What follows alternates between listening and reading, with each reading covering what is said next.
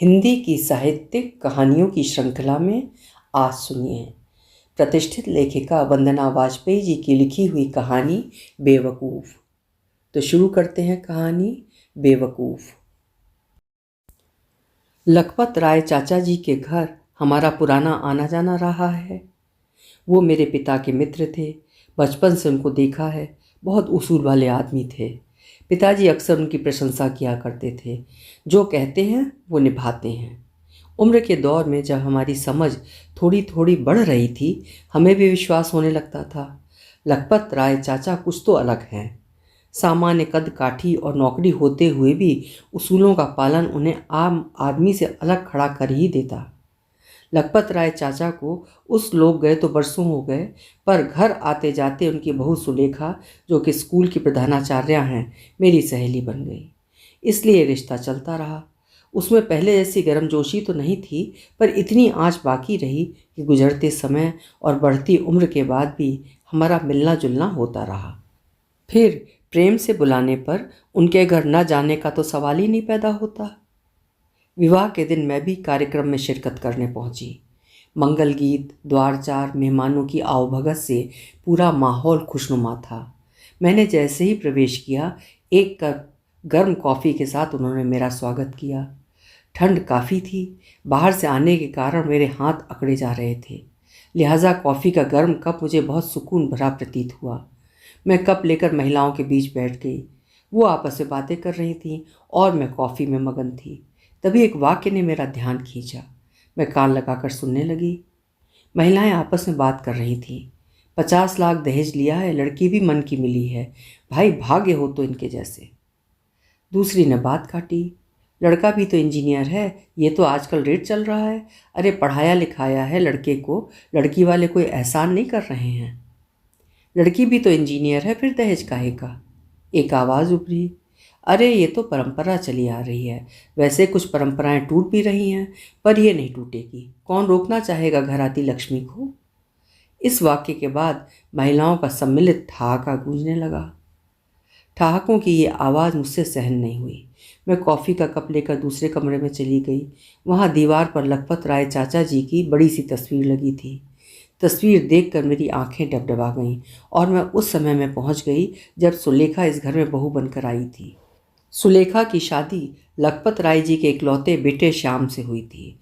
सुलेखा गरीब परिवार से थी। उनके पिता दहेज देने की स्थिति में नहीं थे। श्याम, जो मुझसे कुछ महीने छोटा है, नया नया इंजीनियर बना था। उसके बहुत सारे रिश्ते आ रहे थे। लोग ढेर सारा दहेज देने को भी तैयार थे, पर चाचा जी ने गुणों के आधार पर सुलेखा को चुना। सुलेखा के पिता चाचा जी के पैर पड़कर बोले, मैं केवल बेटी दे सकता हूँ। चाचा जी ने उन्हें गले से लगा लिया और कहा, हमें सिर्फ बेटी ही चाहिए। मैं दहेज प्रथा का विरोधी हूँ। परंपरा के नाम पर दिया जाने वाला दहेज में स्वीकार नहीं। इन सड़ी गली परंपराओं को तोड़ना ही चाहिए, जिसमें किसी बहू की औकात पिता द्वारा दिए गए दहेज से तय हो। अब एक नई परंपरा बनेगी जब बेटा बहू एक समान माने जाएंगे। चाचा जी ने ऐसा ही किया। सुलेखा सिर्फ अपना सूटकेस में मात्र कुछ कपड़े लेकर घर आई। ससुराल उसका दूसरा मायका बन गया। उसे वही अधिकार प्राप्त थे जो घर में बेटियों को होते हैं। उस जमाने में जब हम ससुराल में माथा दिखने तक का नहीं सोच सकते थे, सुलेखा सर पर पल्लू भी नहीं लेती। सुलेखा आगे पढ़ना नहीं चाहती थी, पर चाचा जी ने उसको पूरी शिक्षा कराई। उनका मानना था कि शिक्षा के माध्यम से ही आवाज़ में वो ताकत आती है कि गलत का विरोध किया जा सके। उन्होंने सुलेखा की नौकरी भी लगवाई। सुलेखा आराम से नौकरी कर सके, इसके लिए उन्होंने बहुत त्याग किए। उन्होंने घर में बच्चों की देखभाल की जिम्मेदारी खुद ले ली। तब तक उन्हें दिल की बीमारी लग चुकी थी। बच्चों के बीच भागते दौड़ते बहुत थक जाते, पर मजाल है कि उफ करते। कई बार लोग उन्हें समझाते, पर वो हंसकर इतना ही कहते, हमें अपनी बहू बेटियों को बाहर आराम से काम करने देने के लिए घर का वातावरण बेहतर बनाना होगा। परिवार समाज की छोटी इकाई है और समाज यहीं से बदलेगा। एक दिन पता चला कि हृदयाघात के कारण चाचा जी का निधन हो गया। मैं भी बच्चों को लेकर रोती कलपती पहुंची। चाचा जी के चेहरे पर बहुत शांति थी। उन्होंने समाज को बदलने का अपने हिस्से का योगदान दे दिया था। अब ये बीड़ा अगली पीढ़ी को उठाना था, पर शायद अभी एक काम बाकी था। श्याम ने बताया, कि चाचा जी कह गए हैं कि उनकी तेरहीं पर खर्च होने वाला धन अनाथालय को दे दिया जाए। मेरे झड़ते आंसुओं के बीच मेरी नज़रों में चाचा का कद और ऊंचा हो गया। धीरे धीरे मेरा मायके जाना कम होता गया, सुलेखा से मिलना भी। आज इतने दिनों बाद मिलने का मौका मिला तो ये जानकर मन दुखी हो उठा कि वो चाचा जी के आदर्शों से विमुख हो रही है। मैं अपनी सोच में मगन थी, तभी सुलेखा उस कमरे में आई। मुझे देखकर बोली, देखो ये शेरवानी भेजी है मेरे बेटे के लिए। इतने धनवान हैं पर देने का दिल नहीं है, चाहते हैं सेठ में दामाद मिल जाए। अब मैं अपने को न रोक सकी। मैंने सुलेखा का हाथ पकड़कर कहना शुरू किया, सुलेखा ये तुम कह रही हो? तुम्हें पता है ना, चाचा जी तुम्हें बिना दहेज के लाए थे। उनका विश्वास था कि अपने स्तर पर उन सड़ी गली परंपराओं को तोड़ा जाए जो स्त्री को कमतर आंकते हैं।